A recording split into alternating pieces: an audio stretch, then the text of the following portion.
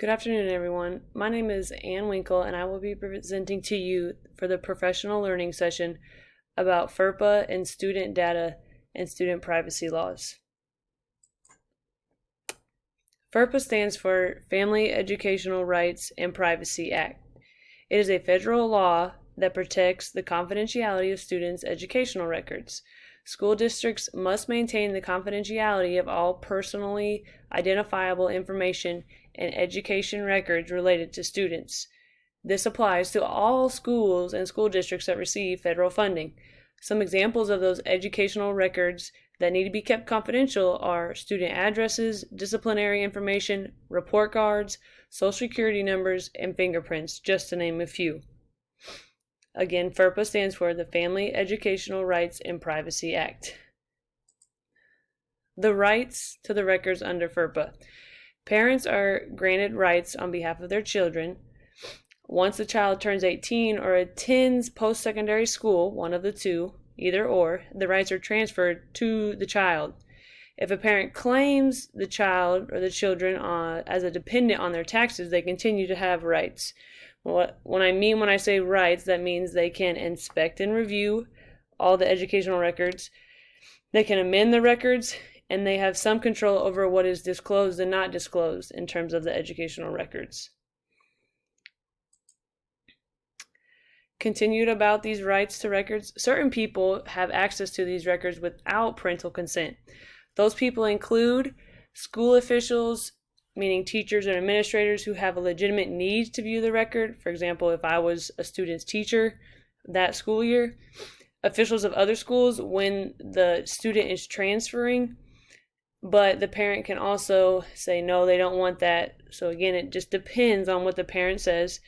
State educational agencies within the state that the child lives in, financial aid purposes, in case of an emergency where those educational records are needed to protect others, and then government officials can see the records if court-ordered or subpoenaed.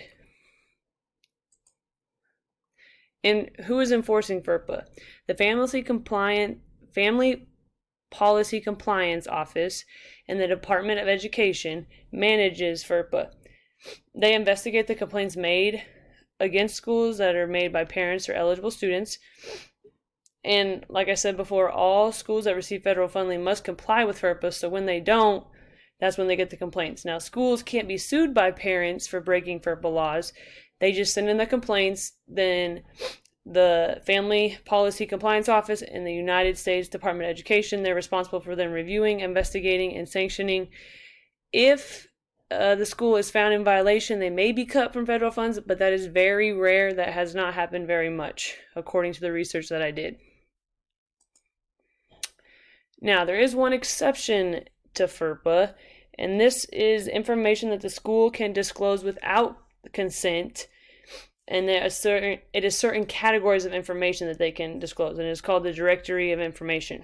Examples of that directory information are student names, date of birth, enrollment status, and there are a few other items in those categories. Yet again, you have to allow parents and students a reasonable amount of time to opt out of that if they do not want their directory information disclosed. The law does not define what a school must consider directory information, meaning that within the FERPA Act, it doesn't say what can be considered directory information and what can't. So that is kind of where FERPA can be a little confusing because it doesn't say what can be included and not included in this directory information. So that's a little bit about the exception to FERPA and what schools can disclose without consent. Current issues involving FERPA in today's society. We have technology being used a lot more, online being used a lot more, so there is a lot of educational data breaches and ransomware attacks. This causes questions as to whether FERPA needs to be updated to be changed to deal with all these cyber threats, since a lot more is done online. So then you have the digital record keeping. Operational functions are outsourced to contractors remotely. And then you have teachers using websites and other apps in the classroom. So students might be putting in their personal information all the time online, not realizing that there are outside people that are able to see that information about them. And then with epidemic disease or campus shooting, for example, right now with COVID, sometimes those records can be shared with designated personnel and law enforcement, which is causing a little bit of an issue in today's society, whether or not that's right or not. They still have to balance this whole thing between school security and then student data privacy. So they got to keep people safe, but at the same time follow these privacy laws. So those are a few of the current issues involving FERPA. Speaking of school security, surveillance cameras are a big thing. The use of security cameras has doubled in the last decade. It is a key ingredient for school safety and security plans. But you have legal issues with student privacy. When you have images of students that are captured by these cameras, that is considered the student record. It's part of the education record now. If it directly relates to the student, for example, if it was something to do with the discipline, they were caught doing something, and then if it is, because it is maintained by the educational institution. Parents can view them. They have a right to view that because they have rights to everything under FERPA. If there is more than one student in these videos or photos, the school has to edit it so there's only the student that the parent is involved with, unless it's impossible to edit out the student. So again, there's some tricky lines there you have to follow when you're sharing these educational records. And then law enforcement can see these records for student misconduct only if the cameras are maintained by the enforcement. That was a big one I noticed, that the law enforcement can't just come in and see it. It's only if they are maintaining the security cameras. So that kind of is your update on how all of the security cameras and how that involves FERPA. Now, how do we ensure that we are FERPA compliant here at Heights High School? First, we need to raise FERPA awareness. Many of you probably didn't know some of the things I just went over, so we have to educate ourselves and stay up to date. Confirm it applies to us, which it does because we are we get federal funds. We have to know the rights, protections, and exceptions. We have to know, for example, if we witnessed a fight versus if the principal told us about the fight, because if the principal told us about the fight, it's in education records. So there's a difference there. So we have to know those things, the exceptions to the rules. We have to choose compliant vendors, big one in the technology world. So some things we can do when we choose the vendors, we need to screen to make sure they're compliant with FERPA. How are they going to give parents and students access to these records, and what preventative measures are in place so that hackers can't get into the student data. Another way we can ensure that we're FERPA compliant, we can train all school employees, implement compliant policies, encrypt files and emails, and implement other prevention tools. One big thing was we have to know what is right and wrong on social media.